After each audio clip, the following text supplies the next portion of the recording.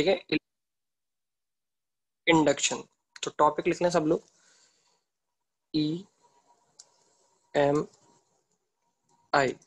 ठीक है, ये आज का हमारा चैप्टर है। ठीक है, EMI, electromagnetic induction, electromagnetic electromagnetic induction.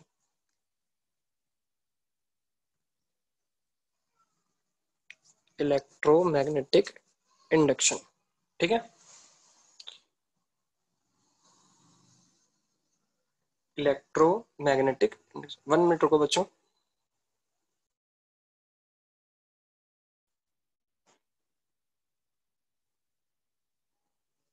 हाँ, देखो बच्चों, इस चैप्टर में हमें क्या सीखना है। सबसे पहली बात, इस चैप्टर में हम लोग बात करने वाले हैं, इस चैप्टर में हमें जो बात करनी है बेसिकली मैग्नेटिक फील्ड की वजह से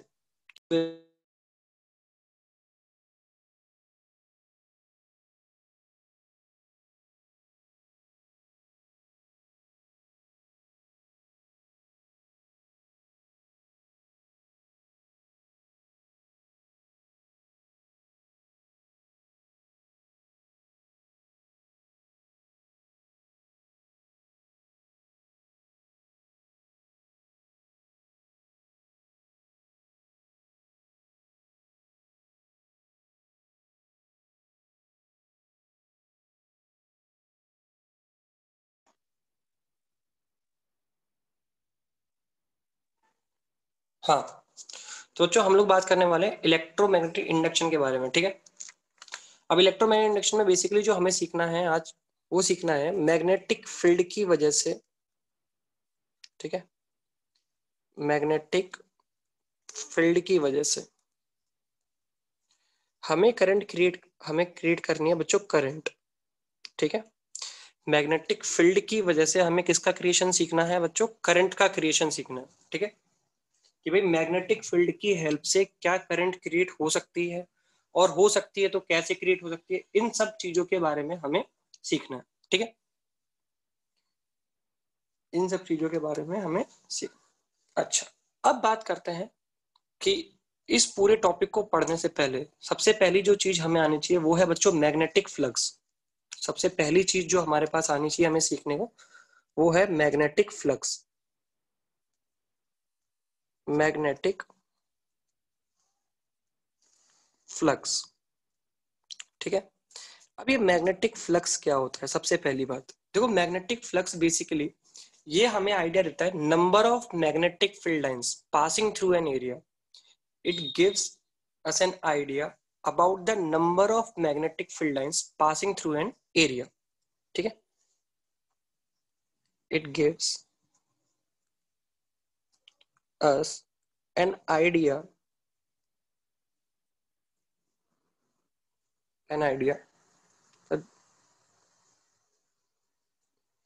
that how many number of magnetic field lines, number of magnetic field lines,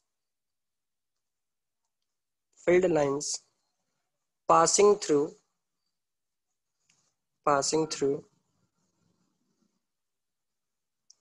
an area। और बेसिकली ये हमें, और अगर मैं और अच्छी तरीके से इस चीज को डिफाइन करूँ कि यार मैग्नेटिक फ्लक्स बेसिकली किस चीज के बारे में, तो ये हमें बात आएगा बेसिकली मैग्नेटिक एनर्जी के बारे में। किसके बारे में? मैग्नेटिक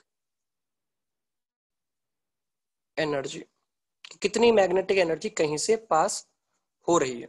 ठीक है, अगर मैग्नेटिक फ्लक्स हाई है, देखो बच्चों, अगर कहीं कहीं किसी एरिया से पास होने वाला मैग्नेटिक फ्लक्स ज्यादा है तो उसे बोला जाएगा कि यहाँ पे बहुत ज्यादा number of magnetic field lines pass हो रही हैं। अगर मैग्नेटिक फ्लक्स कम है तो बोला जाएगा number of magnetic field lines passing through an area बहुत लेस है। क्या ये बात सबको समझ में आ रही है? Number of magnetic field lines passing through an area बहुत कम। ठीक है, अच्छा, तो अब समझते हैं कि ये फ्लक्स किन किन चीजों के ऊपर डिपेंड करता है, इस फ्लक्स को कैसे सोचा जाएगा। तो इस फ्लक्स के बारे में सोचा गया। सपोज करो बच्चों, ध्यान से देखना, समझने की कोशिश करो। अगर मैं तुम लोगों से ऐसा बोलूं कि मान लो यहां पे एक ठीक है, ये एक विंडो है आपके पास, ठीक है, यहाँ पे एक विंडो है, ठीक है। इस विंडो से, क्या इस विंडो का कुछ ना कुछ एरिया होगा बच्चों? क्या इस विंडो का कुछ ना कुछ एरिया होगा? यस और नो? एक विंडो आपके सामने दे रखी है, क्या इस विंडो का कुछ ना कुछ एरिया होगा? हाँ। तो सपोज करो अगर मैं आपसे ऐसा बोलता, ध्यान से देखो, ऐसे मैग्नेटिक फील्ड लाइंस ऐसे पास हो रही हैं, ऐसा, ऐसे मैग्नेटिक फील्ड लाइंस यहां से ऐसे पास हो रही हैं, ठीक है। तो जितना भी मैग्नेटिक फील्ड है, जितनी भी मैग्नेटिक फील्ड लाइंस है, क्या वो पूरी की पूरी इस सरफेस को कट करते हुए पास हो रही है बच्चों? यस और नो?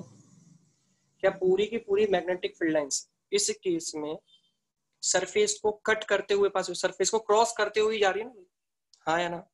तो यहाँ पे फ्लक्स प्रेजेंट है या नहीं? क्या मैं ऐसा बोल सकता हूँ इस सरफेस के एरिया से कोई ना कोई मैग्नेटिक फ्लक्स पास हो रहा है? यस और नो? अगर मैग्नेटिक फील्ड लाइंस किसी सरफेस या किसी एरिया को कट करते हुए जाए, किसी सरफेस या किसी एरिया को कट करते हुए जाए, तो हम लोग बोलेंगे कि हाँ सर, इस विंडो या इस एरिया से कोई ना कोई मैग्नेटिक फ्लक्स पास हो रहा है। क्या मेरी बात सबको समझ में आ गई? मतलब यहाँ पे जो फ्लक्स है वो नॉन जीरो है। क्या ये बात सबको समझ में आ रही है? जो फ्लक्स है यहाँ पे नॉन जीरो है। क्लियर? मैग्नेटिक फ्लक्स जो है वो यहाँ पे non zero. Clear? Magnetic flux जो यहाँ पे है वो नॉन जीरो। अच्छा सपोज करो ऐसा होता, देखो, सपोज करो ऐसा होता, ध्यान से देखो, अगर ये एक विंडो होती, ठीक है, ये एक विंडो है आपके सामने, और आपको बोला जाए कि जो मैग्नेटिक फील्ड लाइंस है वो ऐसे पास हो रही है, ऐसे पास हो रही है मैग्नेटिक फील्ड लाइंस इस प्लेन के पैरेलल, ठीक है, ये मैग्नेटिक फील्ड लाइंस है। तो मुझे बताओ ये जो मैग्नेटिक फील्ड लाइंस है क्या इस सरफेस को कट करते हुए जा रही है? इस सरफेस का जो एरिया है क्या उसे कट करती हुई जा रही है मैग्नेटिक फील्ड लाइंस? नहीं, इस सरफेस को कट करते हुए नहीं। तो यहाँ पे क्या मैं ऐसा बोलूंगा कि इस एरिया से, ये जो विंडो थी, इस एरिया से पास होने वाला जो फ्लक्स है क्या वो जीरो काउंट होगा बच्चों? हाँ या ना? क्या इस एरिया से पास होने वाला फ्लक्स जीरो काउंट? हाँ, वेरी गुड, बहुत अच्छे। अच्छा, अगर मैं तुमसे यहाँ पूछता हूँ, यहाँ पे अगर मैं तुमसे पूछूं, अच्छा एक और देख लेता है ना। सपोज करो ऐसा होता, ठीक है, ये एक सरफेस है और मैग्नेटिक फील्ड लाइंस ऐसे जा रही हैं बच्चों, ऐसे जा रही है मैग्नेटिक फील्ड लाइंस यहां से थीटा एंगल पे, ठीक है, हॉरिजॉन्टल से थीटा एंगल पे। इसको मैं बड़ा बना देता हूं ताकि सबको दिखे, ठीक है। देखो ऐसा है, तो इसमें मैग्नेटिक फील्ड लाइंस जा रही है ऐसे,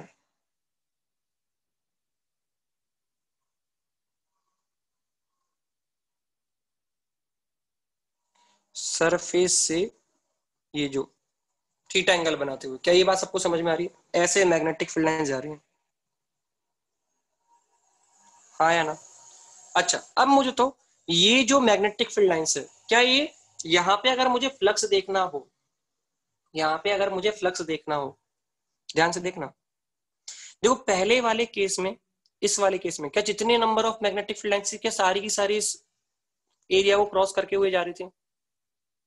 हाँ, मैग्नेटिक फील्ड लाइंस भी थी, एरिया भी था।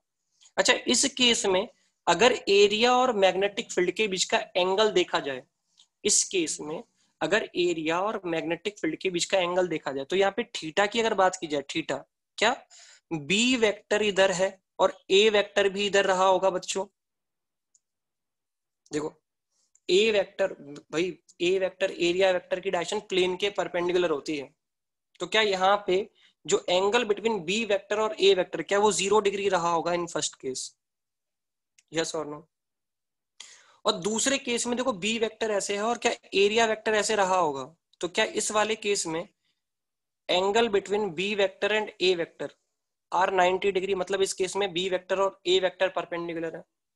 तो तुम्हें दिख रहा होगा कि जब एंगल 0 डिग्री था बी वेक्टर और ए वेक्टर के बीच में, तब जाके फ्लक्स हाईएस्ट पास हो रहा था, और जैसे ही एंगल 90 डिग्री हो गया तो ये जो फ्लक्स है क्या ये 0 हो चुका है, मतलब ये इन दोनों के कॉस थीटा वाले एंगल के ऊपर डिपेंड कर रहा होगा। फ्लक्स जो है क्या कॉस थीटा वाले एंगल के ऊपर डिपेंड कर रहा है, यस और नो? यहाँ पे जो फ्लक्स है ये थीटा के ऊपर डिपेंड कर रहा है, पर थीटा में भी कौन सा ट्रिग्नोमेट्रिक फंक्शन कौन सा यूज कर रहा है, कॉस थीटा। तो मतलब मैं एक बात के कंक्लूजन पे पहुंचा कि जो फ्लक्स है ये डायरेक्टली प्रोपोर्शनल रहा होगा कॉस थीटा के, यस और नो? जो फ्लक्स है वो डायरेक्टली प्रोपोर्शनल रहा होगा कॉस थीटा के, where theta is what, where theta is angle between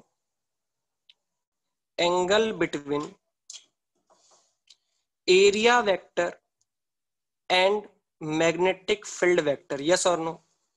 where theta is the angle between area vector and magnetic field vector. Clear हो गया सबको ये बात, हाँ या ना? तो एक कंक्लूजन पे पहुंचे, अभी हमने केवल एक कंक्लूजन निकाला है कि जो फाई है या जो मैग्नेटिक फ्लक्स है वो केवल कॉस थीटा वाले एंगल के ऊपर डिपेंड कर रहा है। और कंक्लूजन देखते हैं, और कंक्लूजन देखते हैं। देखो नेक्स्ट, देखो नेक्स्ट क्या सोचा गया। सपोज करो बच्चों ऐसा है, देखो सपोज करो ऐसा है कि यहाँ पे एक विंडो है, ठीक है, इस विंडो का एरिया है, हाँ बेटा दो डायरेक्शन कंसीडर कर सकते हैं, पर हम कौन सी डायरेक्शन लेते हैं जिस तरफ मैग्नेटिक फील्ड लाइंस पास हो रही है, वो तो तुम्हें देगा कि ये डायरेक्शन कंसीडर करनी है, ठीक है। हाँ देखो यहाँ पे अगर हम लोग बात करें, मान लो इस सरफेस का एरिया मान लो 2 मीटर स्क्वायर है। कितने मीटर स्क्वायर है, 2 मीटर स्क्वायर। और यहाँ से एक मैग्नेटिक फील्ड हमने लगा रखी है ऐसे, यहाँ से एक मैग्नेटिक फील्ड हमने लगा रखी है ऐसे, ठीक है। अच्छा दूसरी सरफेस है, यहाँ पे एक और सरफेस आपके सामने बनाई गई, ठीक है। इस सरफेस का एरिया है 10 मीटर स्क्वायर, और यहां से भी सेम मैग्नेटिक फील्ड पास हो रही है। जो मैग्नेटिक फील्ड विंडो 1 से पास हो रही थी वही मैग्नेटिक फील्ड, अगर यहाँ पे मैग्नेटिक फील्ड बी था तो यहाँ पे भी मैग्नेटिक फील्ड कितना है, बी। तो मुझे बताओ कौन से वाले एरिया से ज्यादा number of magnetic field lines cross होगी, फर्स्ट वाले से या सेकंड वाले से? ये फर्स्ट है और ये सेकंड है, तो मतलब सेकंड वाला अगर एरिया ज्यादा है तो क्या वहां से पास होने वाली मैग्नेटिक फील्ड लाइंस का नंबर से बढ़ जाएगा, मतलब फ्लक्स बढ़ जाएगा बच्चों, यस और नो? देखो बी को कांस्टेंट रखते हुए एरिया के करस्पॉन्डिंग हम लोग चेक कर रहे हैं, तो हमने देखा कि अगर सर हम बी को कांस्टेंट रखते तो ये जो फ्लक्स है ये डायरेक्टली प्रोपोर्शनल है ए के मैग्नीट्यूड के, यस और no? It is directly proportional to the magnitude of area vector, हाँ या ना? It is directly proportional to the magnitude of area vector. ऐसे ही तीसरा कंक्लूजन ने निकाला, सपोज करो दो विंडो इक्वल इक्वल एरिया की ले ली हमने, ये विंडो का एरिया भी 2 मीटर स्क्वायर है और एक और विंडो है यहाँ का एरिया भी 2 मीटर स्क्वायर है, पर यहाँ पे मैग्नेटिक फील्ड लगा रहे हैं हम लोग 10 टेस्ला, और यहाँ पे मैग्नेटिक फील्ड लगा रहे हैं बच्चों हम लोग 100 टेस्ला, ठीक है। मैग्नेटिक फील्ड की यूनिट टेस्ला होती है, जानते हो ना सब लोग। तो यहाँ से पास होने वाली जो मैग्नेटिक फील्ड लाइंस होंगी वो कम होंगी, और दूसरे से पास होने वाली क्या मैग्नेटिक फील्ड लाइंस बढ़ जाएगी, क्योंकि यहाँ पे मैग्नेटिक फील्ड का मैग्नीट्यूड ज्यादा है, हाँ। तो इस केस में ये जो फर्स्ट वाला है और सेकंड वाली विंडो है, इसमें सेकंड वाली विंडो से क्या पास होने वाली मैग्नेटिक फील्ड लाइंस ज्यादा होंगी, क्योंकि वहां डेंसिटी ज्यादा होगी। भाई 100 टेस्ला की मैग्नेटिक फील्ड लाइंस, तो मैग्नेटिक फील्ड लाइंस पास पास आ गई होंगी ना। मैग्नेटिक फील्ड अगर हाई है तो density of magnetic field lines high होगा, और density of magnetic field line high है तो 2 मीटर स्क्वायर से यहां से ज्यादा फील्ड लाइंस पास हो रही होंगी और यहां से कम। क्लियर? तो क्या मैं ऐसा बोल सकता हूं कि जो मैग्नेटिक फ्लक्स है phi, it is directly proportional to the magnitude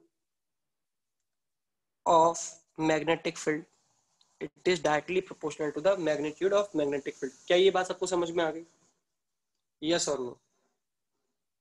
magnitude of magnetic field, बहुत अच्छे, ठीक है। तो ये बात भी हमको समझ में आ गई। तो यहां से अगर हम लोग कंक्लूजन निकाले कि फ्लक्स को क्या लिखा जाना चाहिए, तो देखो फ्लक्स को लिखने का तरीका जो हमारे सामने आया बच्चों, मैग्नेटिक फ्लक्स को लिखने का जो तरीका हमारे सामने आया, मैग्नेटिक फ्लक्स फाई लिखा जाता है बच्चों integration of B dot D A,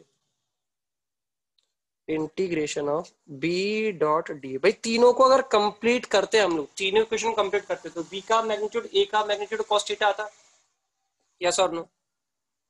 B का मैग्नीट्यूड ए का मैग्नीट्यूड इनटू cos थीटा, क्या बेसिकली वो डॉट प्रोडक्ट रहा होगा। और क्लोज सरफेस के लिए हमने इंटीग्रेशन की भी बात कर ली। यहां से अगर यूनिट देखूं बच्चों में, unit of five, unit of five, तो यूनिट ऑफ फाइव क्या हो जाएगी बच्चों? Tesla into metre square, tesla into metre square, और वी कैन से वेबर, इसे और क्या बोलते हो बच्चों? Weber. Weber is the unit of flux, magnetic flux की यूनिट है वेबर। क्लियर? मैग्नेटिक फ्लक्स की यूनिट है बच्चों वेबर। ठीक है, तो टेस्ला इंटू मीटर स्क्वायर बोल दो या वेबर बोल दो। ठीक है, अच्छा अगर यहां से फाई लिखना होता, सपोज करो अगर मैग्नेटिक फील्ड कांस्टेंट है, मैग्नेटिक फील्ड अगर कांस्टेंट है तो क्या वो इंटीग्रेशन से बाहर आ जाएगी बच्चों? और वो इंटीग्रेशन से बाहर आ जाएगी तो क्या इसे ऐसे लिख सकते हैं हम लोग? बी का मैग्नीट्यूड इंटू ए का magnitude into cos theta, yes और नो? हाँ या ना? क्या ऐसा लिख सकते हैं? तो ऐसा केवल और केवल कब लिखा जाएगा? जब मैग्नेटिक फील्ड इंटीग्रेशन से बाहर आ सके। इंटीग्रेशन से बाहर कब आएगा? जब पूरे एरिया वेक्टर के लिए मैग्नेटिक फील्ड कांस्टेंट रहा हो। क्लियर? पूरे एरिया वेक्टर के लिए मैग्नेटिक फील्ड कैसा रहा हो? कांस्टेंट, तभी उसे इंटीग्रेशन से बाहर लिया जाएगा। जैसे ई डॉट डीएस करते थे बच्चों हम लोग, याद है आपको? इलेक्ट्रिक फ्लक्स की जब बात करते थे तो इलेक्ट्रिक फील्ड बाहर कब आता? जब वो कांस्टेंट होता था पूरे सरफेस एरिया पे। ठीक है, सेम फंडा यहाँ पे हम लोग यूज कर सकते हैं। तो एक दो एग्जांपल हम लोग यहाँ पे ट्राई करते हैं। देखो अगर फ्लक्स पूछा जाए तो कैसे क्वेश्चन को किया जाएगा, मैग्नेटिक फ्लक्स। तो एक सिंपल सा क्वेश्चन मैं आपके सामने दे रहा हूँ। देखो अगर ऐसा हो, ये एक सर्कुलर शीट है, ठीक है, ये कोई ऐसा समझ लो कोई डिस्क है, ठीक है, और यहां से मैग्नेटिक फील्ड लाइंस ऐसे पास हो रही हैं। देखना, मैग्नेटिक फील्ड लाइंस ऐसे जा रही हैं।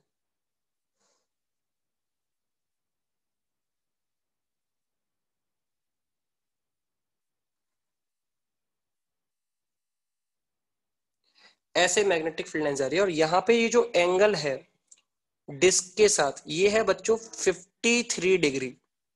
यहाँ पे डिस्क के साथ कितना एंगल है? 53 डिग्री। और तुमसे पूछा गया find out the flux passing through the disc, flux passing through disc.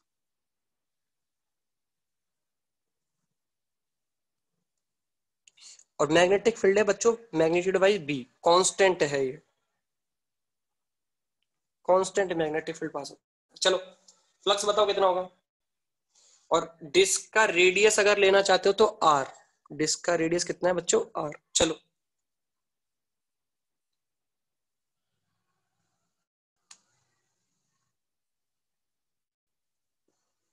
सभी बच्चे सॉल्व कर रहे हैं।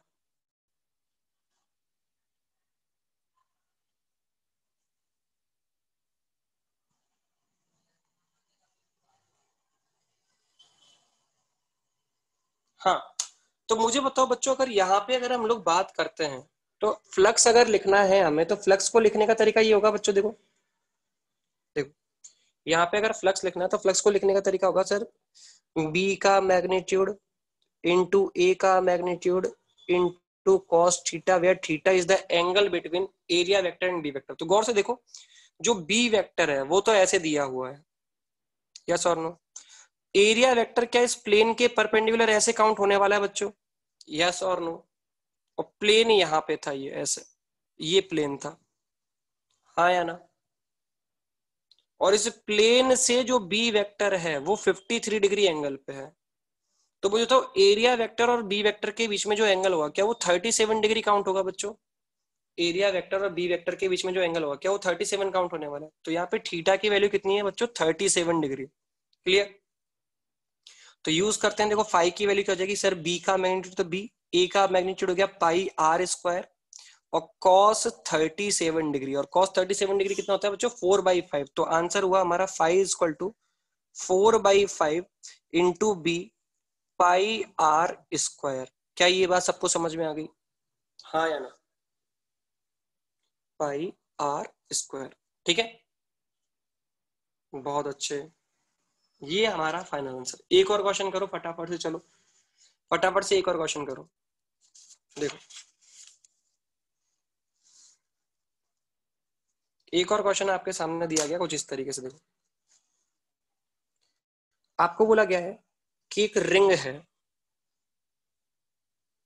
रिंग क्या एक डिस्क ही है ऐसा समझो, ठीक है, ये एक डिस्क है, ठीक है, रेडियस है इसकी आर, रेडियस है इसकी आर, और जो मैग्नेटिक फील्ड लाइंस है वो इसी के प्लेन से पास हो रही है, ऐसे इसी के प्लेन से ऐसे constant magnetic field lines pass हो रही है,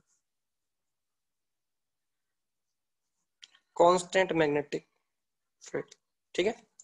ये सेंटर है और यहां से ये एंगल है 37 डिग्री, ठीक है। चलो find out the flux passing through the disc. Flux passing through disc,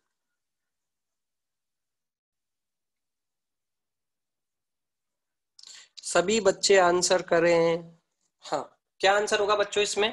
0। इसका आंसर कितना होगा? 0।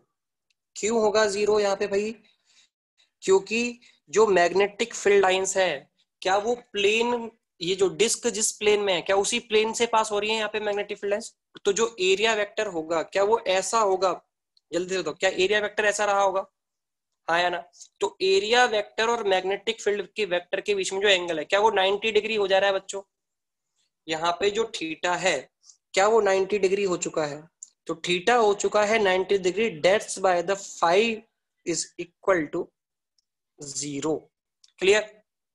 That's why the 5 equal to 0। क्या सभी बच्चों को ये बात समझ में गई? Here B vector is perpendicular to the A vector, ठीक। तो ये बात सभी बच्चों को समझ में आ गई। तो फ्लक्स, मैग्नेटिक फ्लक्स लिख पाओगे बच्चों? ऐसे काफी सारे क्वेश्चन मैंने आपको इलेक्ट्रिक फील्ड में भी करा रखे हैं, तो मैं दोबारा से रिपीट नहीं करा रहा हूँ उनको, ठीक है। तो आप इजीली यहाँ पे मैग्नेटिक फ्लक्स लिख सकते हो, ठीक है, इजीली यहाँ पे आप मैग्नेटिक फ्लक्स लिख सकते हो। अब हमें आगे बात सोचिए, क्या हमारा ये जो टॉपिक है, हमें तो करंट क्रिएट करना है बेसिकली। बेसिकली हम लोग क्या चाहते हैं? हम तो करंट क्रिएट करना है। तो करंट कैसे कैसे क्रिएट होगी इसके बारे में सोचा गया। तो ध्यान से देखो, है ना। अच्छा, पहले मेरी बात को सुनना। देखो ये जो चैप्टर चल रहा है ना, इसमें पहले हमने एक्सपेरिमेंटली कुछ चीजों को ऑब्जर्व किया है, और उन ऑब्जर्वेशन के बेसिस पे ही हमने कंक्लूजन बनाए हैं, ठीक है। सबसे पहले हमने एक्सपेरिमेंटली कुछ चीजें होती हुई देखी, हमने देखा, कुछ ऑब्जर्व किया कि भाई यहाँ करंट क्रिएट हो रही है, यहाँ करंट क्रिएट नहीं हो रही। दूसरी जगह देखा कि हाँ यहाँ करंट क्रिएट हो रही। तो कैसे कैसे सोचा गया इसके बारे में मैं आपको बताता हूँ, फिर क्या कंक्लूजन निकाला ये भी मैं आपको समझाऊंगा, ठीक है। तो सबसे पहले देखो, सबसे पहली बात हमने क्या देखी, ऑब्जर्वेशंस दिखा रहा हूं मैं तुम्हें, है ना। सपोज करो पहला जो प्रैक्टिकल था वो कुछ इस तरीके का था कि एक कांस्टेंट मैग्नेटिक फील्ड लगाई गई थी ऐसे इनटू द प्लेन, ठीक है, ऐसे एक कांस्टेंट मैग्नेटिक फील्ड हमने लगा रखी, ठीक है। अच्छा, अब इस कांस्टेंट मैग्नेटिक फील्ड में ऐसा समझो कि यहाँ पे एक लूप है, कंडक्टिंग लूप, ठीक है, एक कंडक्टिंग लूप बनाया गया, ठीक है, एक कंडक्टिंग लूप बनाया गया। अब बच्चों हमने क्या देखा, ध्यान से देखो, स्टार्टिंग में इसकी रेडियस भी मान लो आप आर है, ठीक है, इसकी रेडियस भी कितनी मान ली हमने, आर। अब मुझे तो जो हमने मैग्नेटिक फील्ड लगाई है क्या वो कांस्टेंट है बच्चों? क्या जो मैग्नेटिक फील्ड हमने लगा रखी है क्या वो कांस्टेंट है? हाँ सॉरी, वो कांस्टेंट है। तो हमने क्या किया, ये जो मैग्नेटिक फील्ड थी, है ना, जब तक करंट, ध्यान सुनो, जब तक मैग्नेटिक फील्ड, ध्यान सुनना, पहले ऐसे समझो कि मैग्नेटिक फील्ड कांस्टेंट है। अच्छा, क्या यहाँ पे इस लूप का एरिया भी कांस्टेंट है बच्चों? अभी क्या इस लूप का अभी एरिया भी कांस्टेंट है, हाँ या ना? क्या इस लूप से फ्लक्स पास हो रहा है? क्या इस लूप से फ्लक्स पास हो रहा है, यस और नो? हाँ, तो देखो पहली चीज हमने देखी यहाँ पे कि सर एरिया कांस्टेंट है, एरिया कांस्टेंट है, बी भी कांस्टेंट है, और फ्लक्स भी क्या है बच्चों, कांस्टेंट है। तो हमने देखा जब ऐसा रखते हैं हम, एरिया को कांस्टेंट रखा है, बी को, फ्लक्स भी हमें कैसा दिखाई दे रहा है, कांस्टेंट दिखाई दे रहा है। तो हमने ऑब्जर्व किया कि ये जो लूप हमने रखा था इस मैग्नेटिक फील्ड में, इस लूप में अभी कोई करंट हमें दिखाई नहीं दे रही, here the current is zero.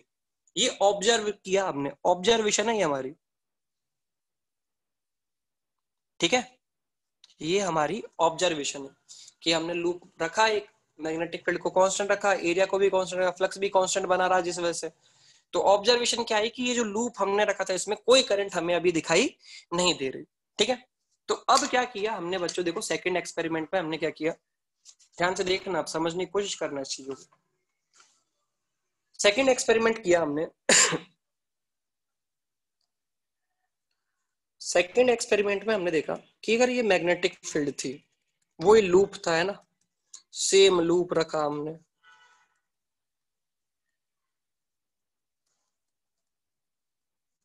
है ना, सेम लूप को यहां रख दिया हमने, वही सेम लूप, कंडक्टिंग लूप। अब हमने क्या किया, जब हम दूसरी बार एक्सपेरिमेंट कर रहे थे तो इस बार हमने क्या किया, ये बी जो है मैग्नेटिक फील्ड जो है, इसे वेरिएबल रखा। वेरिएबल, वेरिएबल मतलब ये कंटिन्यूस क्या हो रहा है, यहाँ पे चेंज हो रहा है, या तो इंक्रीज हो रहा होगा या डिक्रीज, कुछ भी हो सकता है, ठीक है, पर वेरिएबल रखा हमने मैग्नेटिक फील्ड को। किसको वेरी कराया हमने, मैग्नेटिक फील्ड को। किसको कांस्टेंट रखते हुए, एरिया को कांस्टेंट रखते हुए किसको वेरी करवा रहे हैं बच्चों हम लोग, मैग्नेटिक फील्ड को। क्या मेरी बात समझ में आ रही है? एरिया को कांस्टेंट रखते हुए यहाँ पे किसको वेरी करा रहे हैं हम लोग, मैग्नेटिक फील्ड को। इंक्रीज भी करा सकते हो, डिक्रीज। तो जैसे ही हमने मैग्नेटिक फील्ड को वेरी कराया तो हमने क्या देखा, ये जो कंडक्टिंग लूप हमने यहाँ रखा था इसमें करंट कुछ ना कुछ फ्लो होने लग गई। मतलब यहाँ पे जैसे ही मैग्नेटिक फील्ड को वेरी कराया तो इस लूप में कोई ना कोई करंट क्या हो गई बच्चों, क्रिएट हो गई। क्या डायरेक्शन रही होगी इससे मतलब नहीं है, अभी हम ये देख रहे हैं कि करंट कब कब क्रिएट हो रही है और उसके क्रिएट होने का क्या रीजन है, केवल इतना सा सोच रहे हैं हम। क्या मेरी बात सबको समझ में आ रही है? किन किन केस में करंट क्रिएट हो सकती है ना, और उसके क्रिएट होने का क्या रीजन। तो पहली चीज जो हमारे सामने नजर आई, हमने देखा अगर एरिया को कांस्टेंट रखते हुए अगर हम मैग्नेटिक फील्ड को वेरी कराते हैं तो जो लूप था उसके अंदर करंट नॉन जीरो दिखाई दे रही है। क्लियर? मुझे तो क्या इस केस में फ्लक्स चेंज हो रहा है, क्या इस केस में फ्लक्स चेंज हो रहा है, लूप से पास होने वाला फ्लक्स क्या चेंज हो रहा है? हाँ, तो मतलब फ्लक्स वेरिएबल है। बेटा फ्लक्स क्या होता है, फ्लक्स होता है बी डॉट ए। मुझे बताओ इस लूप के अंदर से पास होने वाली जो number of magnetic field lines है, क्या वो मैग्नेटिक फील्ड के मैग्नीट्यूड के ऊपर डिपेंड कर रही होगी प्रांजल बेटा? अगर मैग्नेटिक फील्ड चेंज हो रहा है तो इस लूप के अंदर से पास होने वाली क्या number of magnetic field lines या तो इंक्रीज हो रही होंगी या डिक्रीज हो रही होगी। क्लियर? तो क्या फ्लक्स वेरी कर रहा है, हाँ या ना? हाँ, तो यहाँ पे भी फ्लक्स क्या कर रहा है, वेरी कर रहा है। और फ्लक्स वेरी कर रहा है तो हमने देखा यहाँ पे करंट नॉन जीरो थी। एक और एक्सपेरिमेंट हमने देखा, फिर सेकंड एक्सपेरिमेंट में हम लोग हमने क्या देखा बच्चों, देखो थर्ड एक्सपेरिमेंट हमने देखा कि हमने मैग्नेटिक फील्ड को रखा, है ना, मैग्नेटिक फील्ड को ऐसे रखा। अब इस मैग्नेटिक फील्ड में हमने मैग्नेटिक फील्ड को तो रखा कांस्टेंट।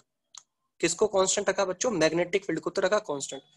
बट ये जो लूप हमने रखा है, ध्यान से देखना, ये लूप हमने रखा है, इस लूप को कुछ इस तरीके से रखा ताकि इसका एरिया हम लोग क्या कर सकें, वेरी कर सकें। तो वेरिएबल एरिया रखा हमने, क्या रखा, वेरिएबल एरिया।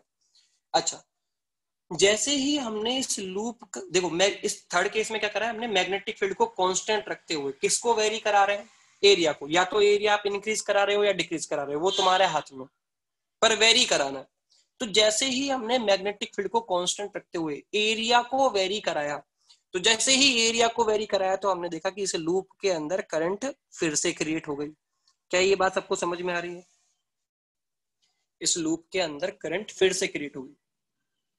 तो खाली मैग्नेटिक फील्ड के चेंज की वजह से करंट क्रिएट होती है, ये सही बात है क्या? ओनली मैग्नेटिक फील्ड के चेंज की वजह से करंट क्रिएट होगी, क्या ये सही बात है? नहीं, ऐसा तो सही नहीं है भाई। हमने देखा कि भाई एरिया को चेंज करा लो, मैग्नेटिक फील्ड को कांस्टेंट रख लो, तो भी करंट क्रिएट हो जा रही है। ये भी हमारी एक ऑब्जर्वेशन थी। हमने बोला ठीक है, कंक्लूजन निकालेंगे सबसे बाद में, पहले देख लो क्या क्या ऑब्जर्वेशन आ रही है, कैसे कैसे आ रही है। फिर हमने और सोचा क्या और कोई केस हो सकता है करंट के क्रिएट होने का, तो और देखा हमने। देखो थर्ड केस हो गया। फोर्थ केस देखो बच्चों, फोर्थ केस में क्या किया हमने, मैग्नेटिक फील्ड को भी कांस्टेंट रखा और एरिया को भी कांस्टेंट रखा। ध्यान से देखना मेरी बात और समझने की कोशिश करना। मैग्नेटिक फील्ड को यहां पे रखा है हमने कांस्टेंट, मैग्नेटिक फील्ड को यहां पे हमने रखा कांस्टेंट, और इसके अंदर एक लूप लगाया, ठीक है। इस लूप से क्या कोई ना कोई फ्लक्स पास हो रहा है अभी? हाँ, तो इस लूप का एरिया भी कैसा रखा बच्चों हमने? कांस्टेंट, ठीक है। मैग्नेटिक फील्ड भी कांस्टेंट रखी, लूप का एरिया।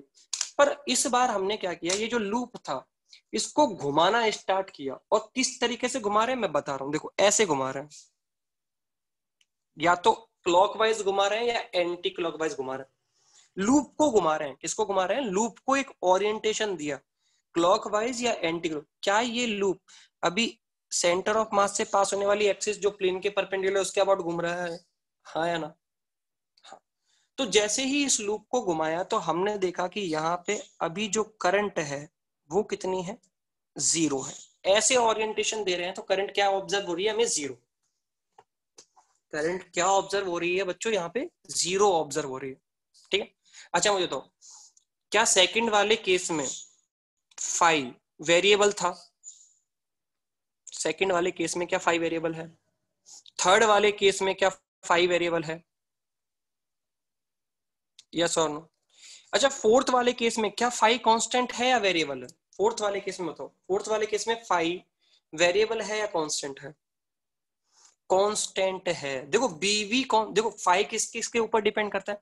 फाई क्या केवल मैग्नेटिक फील्ड और एरिया के ऊपर डिपेंड करता है या एंगल भी देखते हैं? एंगल भी देखते हैं ना भाई, यस और नो? तो जो फाई है यहाँ पे, देखो यहाँ पे जो बी वेक्टर और ए वेक्टर, क्या ये दोनों के बीच में एंगल 0 डिग्री है? देखो एरिया वेक्टर भी डाउनवर्ड रहा होगा, मैग्नेटिक फील्ड भी डाउनवर्ड है। अब तुम इसको रोटेट करा लो खूब, ऐसे ऐसे क्लॉकवाइज घुमाते रहो, क्या उस एंगल के ऊपर कोई इफेक्ट पड़ रहा है? ऐसे रोटेट कराते रहो, उस एंगल के ऊपर कोई इफेक्ट नहीं पड़ रहा, वो तो अभी भी 0 डिग्री। तो क्या यहाँ पे फाई अभी भी कांस्टेंट बना हुआ है? क्या यहाँ पे फाई अभी भी कांस्टेंट? हाँ सर फाई अभी भी कांस्टेंट। हमने बोला ठीक है भाई, फाई अभी भी कांस्टेंट बना। एक और केस देखा, केस नंबर 5। केस नंबर 5 देखो, केस नंबर 5 को सोचा हमने। केस नंबर 5 में क्या किया बच्चों? देखो केस नंबर 5 में ये मैग्नेटिक फील्ड हमने लगाई which is constant.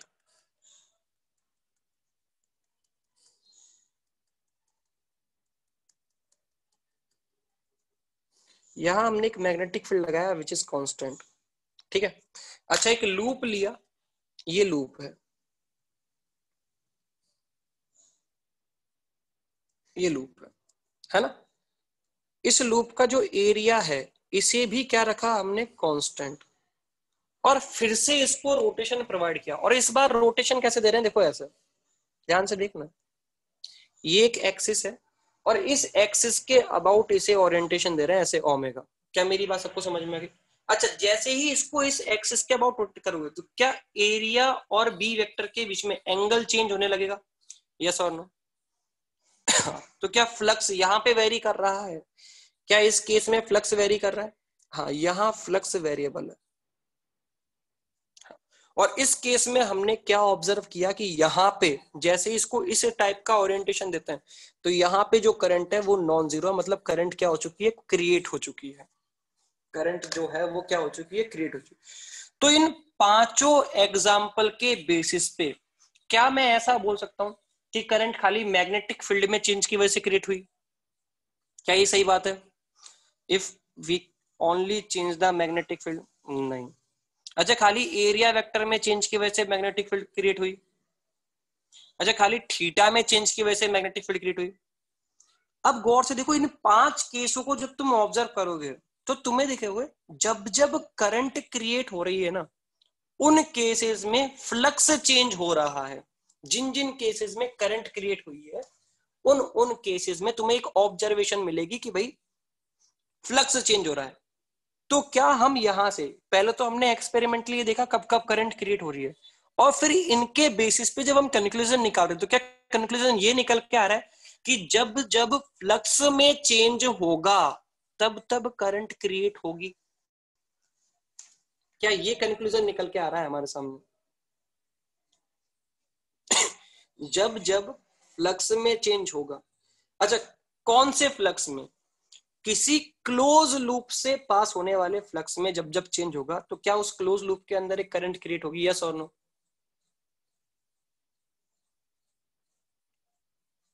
Very good.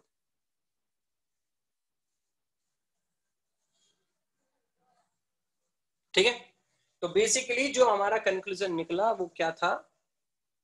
ठीक है, तो यहां से हमने एक कंक्लूजन निकाला कि जो करंट क्रिएट होगी कब कब क्रिएट होगी, तो यहां से कंक्लूजन निकाला if there is change, if there is change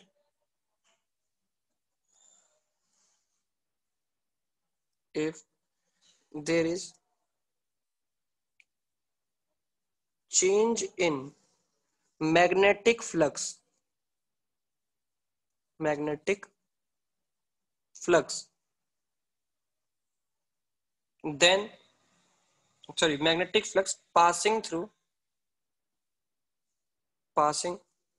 a loop,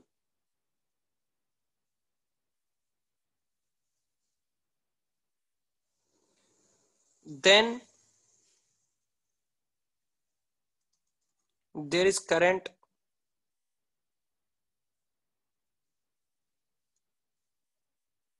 and current in the loop। तो लूप में करंट कब कब होगी? जब जब लूप से पास होने वाला मैग्नेटिक फ्लक्स क्या हो रहा हो बच्चों, चेंज हो रहा हो। क्या ये बात सबको समझ में आ गई?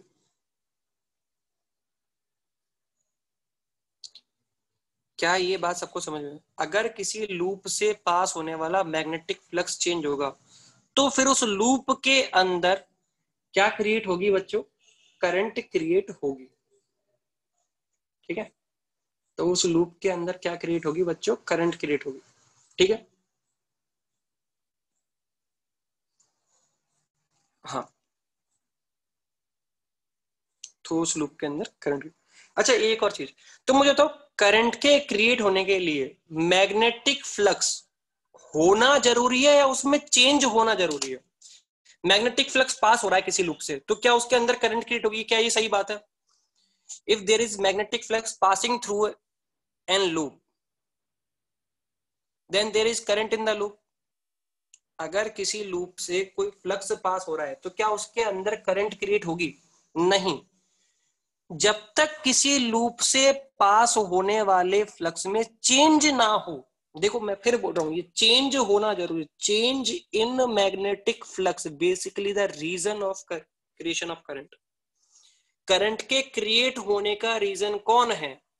Change in magnetic flux. The reason of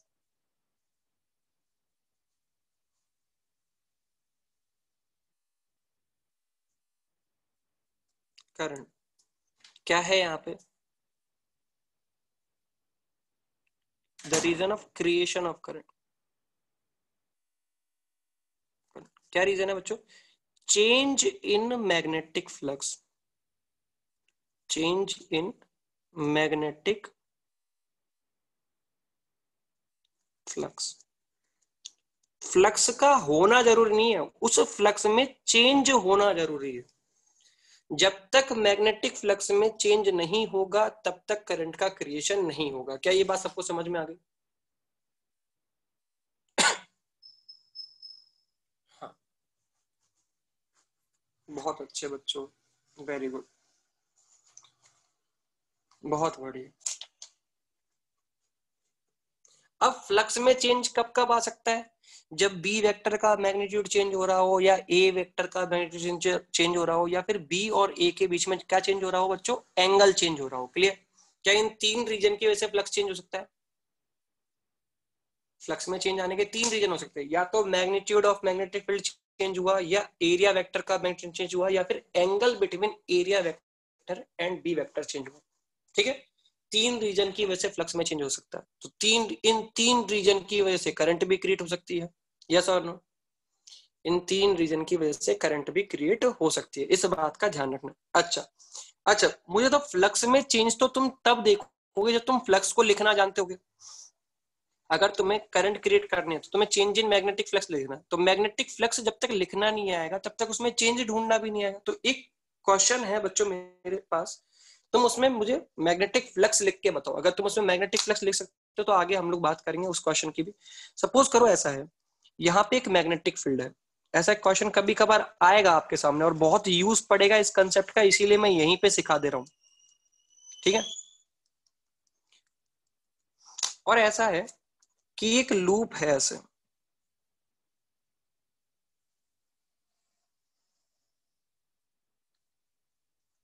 ठीक है, एक लूप है ऐसे, इसका आधा पार्ट तो, ठीक है, इसका आधा पार्ट तो मैग्नेटिक फील्ड के अंदर है और आधा पार्ट लूप का मैग्नेटिक फील्ड के बाहर है। ठीक है? और रेडियस है इस लूप की आर। तो इस लूप से पास होने वाला फ्लक्स निकालना है। Flux passing through the loop, flux passing through the loop, ये आगे यूज में आएगा, इसीलिए मैं अभी कंसेप्ट सिखा रहा हूं। Flux passing through the loop, through loop. चलो, flux passing through the loop कितना होने वाला है?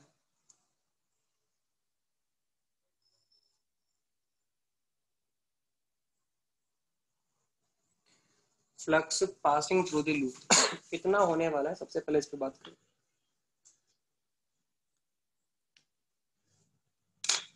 कितना होगा? क्या हमें फ्लक्स को लिखने के लिए बच्चों ऐसे लिखेंगे हम लोग, flux B dot A vector, B constant है तो देखो बी का मैग्नीट्यूड तो हो गया बी। अच्छा, मुझे तो ए का मैग्नीट्यूड ए, और कॉस थीटा में क्या थीटा यहाँ पे 0 डिग्री होने वाला है, थीटा यहाँ पे 0 डिग्री, तो ये हो जाएगा बी इंटू ए। अब मुझे तो ये ए में एरिया, कौन सा एरिया लिखूं मैं? लूप का पूरा एरिया या आधा एरिया, कितना एरिया, कौन सा एरिया लिखा जाए? हाँ, तो मेरी बात को सुनो, ये जब ए लिखते हो आप, फ्लक्स लिखते टाइम जो एरिया लिखोगे, ये वो एरिया है जहां से मैग्नेटिक फील्ड पास हो रही है। ठीक है? ये वो एरिया लिखा जाएगा जहां से मैग्नेटिक फील्ड पास हो रही है। तो क्या मुझे ये लिखना पड़ेगा B into pi R square by two बच्चों? यस और no? B into pi R square by two, half area लेना है ना।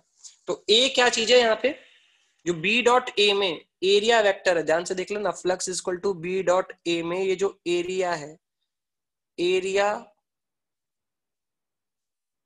इन the loop where magnetic field is present, where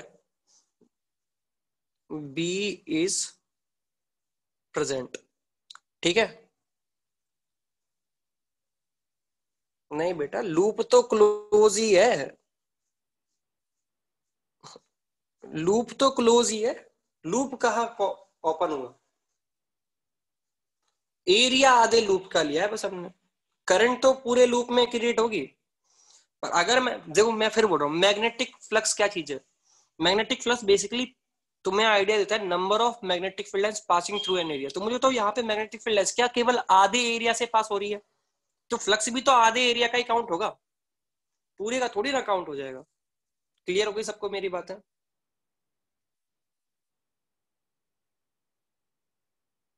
very good, बहुत अच्छे। तो आई थिंक सभी बच्चों को ये कंसेप्ट समझ में आ गया होगा। तो अब हमने सीखा कि भाई करंट क्रिएट कब होती है। तो करंट के क्रिएट होने का रीजन सीख गए हम लोग, the change in magnetic flux passing through an loop. जब भी किसी एक लूप से पास होने वाले फ्लक्स का एरिया चेंज होगा, तब तब उस लूप के अंदर करंट क्रिएट होगी। तो अब जब हम करंट को क्रिएट करना सीख गए, तो करंट के बारे में भी पढ़ना पड़ेगा, कितने अमाउंट की करंट और किस डायरेक्शन में। क्या करंट को सीखने के लिए हमें करंट का मैग्नीट्यूड और डायरेक्शन दोनों सीखने पड़ेंगे बच्चों? अगर हम चाहते हैं करंट को पढ़ना, अच्छा ये कौन सी करंट है? इस करंट का नाम दिया जाता है बच्चों induce current. Induced current, current induce कर रहे हैं ना भाई, ये तो हम, ये करंट जो क्रिएट होती है इसको बोलते हैं इंड्यूस करंट, ठीक है। और इस इंड्यूस करंट में हमें दो चीजें पढ़नी है। एक तो पढ़नी है इसका मैग्नीट्यूड कितना होगा, मैग्नीट्यूड ऑफ करंट, ठीक है, ठीक है, मैग्नीट्यूड ऑफ करंट। और दूसरा होगा डायरेक्शन ऑफ करंट,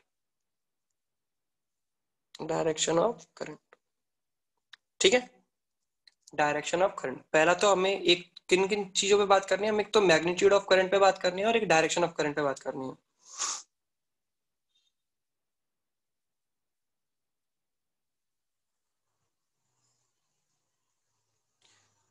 देखो बेटा, लूप के अंदर मैग्नेटिक फील्ड हो या ना हो उससे फर्क नहीं पड़ता, बस मेरे को एक चीज चाहिए कि लूप के अंदर से पास होने वाली number of magnetic field lines अगर चेंज होंगी, अब जहां पे फ्लक्स ही नहीं है, फ्लक्स ही नहीं है, तो फिर वहां करंट के फ्लक्स के चेंज होने का सवाल ही नहीं उठता, ठीक है।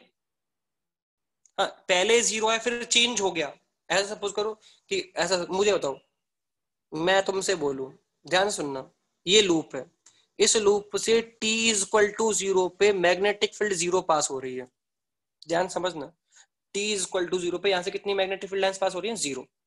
अच्छा, तुमने किसी ना किसी तरीके से इंस्टेंटेनियसली एक मैग्नेटिक फील्ड क्रिएट कर दिया, सपोज करो तुम्हारे पास कोई स्विच है जिस स्विच की हेल्प से तुम यहाँ मैग्नेटिक फील्ड तुरंत क्रिएट कर सकते हो, है ना, तो तुम एक कांस्टेंट मैग्नेटिक फील्ड क्रिएट कर रहे हो, स्विच को ऑन करते, तो स्विच को जस्ट ऑन करोगे तो क्या अचानक से यहाँ पे मैग्नेटिक फील्ड लाइंस आ जाएंगी, यस और no? Just switch on, just switch on, just switch on करने पे क्या तुम्हारे पास यहाँ पे मैग्नेटिक फील्ड लाइंस आ जाएंगी? सपोज करो तुम मैग्नेटिक फील्ड क्रिएट कर सकते हो एक स्विच को ऑन करने, तुम्हारे पास कोई ऐसा तरीका है कि तुम मैग्नेटिक फील्ड क्रिएट कर पाओ जस्ट स्विच ऑन करके? तो जैसे स्विच को ऑन किया तो यहां से लेके यहां तक ये t इक्वल टू जीरो, क्या ये सिचुएशन भी t इक्वल टू जीरो की रही होगी, 0.001 सेकेंड, यस और नो? हाँ या ना? t इक्वल टू जीरो पे वहां कोई मैग्नेटिक फील्ड नहीं था, अचानक से तुमने मैग्नेटिक फील्ड क्रिएट कर दिया, तो क्या एक इंस्टेंट के लिए, अच्छा तुम कांस्टेंट मैग्नेटिक फील्ड क्रिएट कर रहे हो, तो केवल और केवल, अच्छा आगे इसके बाद मेरी बात सुनो, तुमने मैग्नेटिक फील्ड क्रिएट कर दिया, अब ये कांस्टेंट ही बना हुआ है आगे कंटिन्यूअस, तो मुझे बताओ क्या इस लूप के अंदर कभी करंट क्रिएट हुई थी? कभी क्या करंट क्रिएट हुई थी? आगे ये कांस्टेंट ही बना हुआ है, क्या कभी ना कभी इस लूप में करंट क्रिएट हुई थी? हाँ, एक इंस्टेंट के लिए इस लूप में करंट क्रिएट हुई थी, कब? जब यहाँ पे मैग्नेटिक फील्ड जीरो था और अचानक से जब मैग्नेटिक फील्ड यहाँ पे आ गया होगा, केवल उस इंस्टेंट पे क्या मैग्नेटिक फ्लक्स चेंज हुआ होगा लूप से पास होने वाला? उस इंस्टेंट से पहले फ्लक्स जीरो है और उस इंस्टेंट के बाद फ्लक्स कांस्टेंट है, यस और नो? जस्ट स्विच ऑन करते ही क्या एक इंस्टेंट के लिए तुम्हें करंट दिखाई दी होगी, उस इंस्टेंट के बाद तो फिर फ्लक्स कांस्टेंट हो गया, तो फ्लक्स कांस्टेंट हो गया तो मैग्नेटिक फील्ड, सॉरी करंट भी इस लूप में कितनी हो जाएगी, जीरो, क्लियर? तो केवल केवल एक इंस्टेंट के लिए ही ऐसा हो सकता है कि तुम्हें करंट दिखे, ऐसा नहीं कंटिन्यूअस बनी हुई है फिर वो current, clear? I think doubt clear हो गया होगा। नहीं बेटा, करंट लूप में ही क्रिएट होती है, स्ट्रेट वायर में करंट क्रिएट हो सकती है क्या? उस स्ट्रेट वायर से जब तक लूप नहीं बनेगा तब तक करंट कैसे क्रिएट हो जाएगी, ठीक है। करंट हमेशा क्लोज लूप में ही फ्लो कर सकती है, ओके, हाँ, करंट केवल क्लोज लूप में ही क्रिएट हो सकती है, ये तो भाई फंडा है करंट का, करंट की कंडीशन है कि जब तक क्लोज लूप नहीं बनेगा तब तक करंट फ्लो नहीं होगी, हाँ या ना? क्या सभी बच्चों को ये बात समझ में आ गई? तो अब नेक्स्ट क्लास में हम लोग क्या सीखेंगे, नेक्स्ट क्लास में सबसे पहले मैं डायरेक्शन ऑफ करंट पढ़ाऊंगा, ये जो करंट इंड्यूस हो रही है इस इंड्यूस करंट की डायरेक्शन कैसे देखते हैं? बेसिकली एक लॉ है लेंज लॉ। लेंज लॉ की हेल्प से हम डायरेक्शन ऑफ करंट डिफाइन करेंगे और उसके बाद हम लोग आएंगे मैग्नीट्यूड ऑफ करंट पे। जब तक तुम डायरेक्शन ऑफ करंट निकालना नहीं सीख जाओगे तब तक मैं इस पे क्वेश्चन कराऊंगा डायरेक्शन ऑफ करंट के, और जब तुम सीख जाओगे तो तुरंत कहां स्विच कर देंगे हम? मैग्नीट्यूड ऑफ करंट पे। क्लियर है? चलो वेरी गुड। तो नेक्स्ट क्लास में हम लोग ये टॉपिक कवर करेंगे। ओके, थैंक यू बच्चों।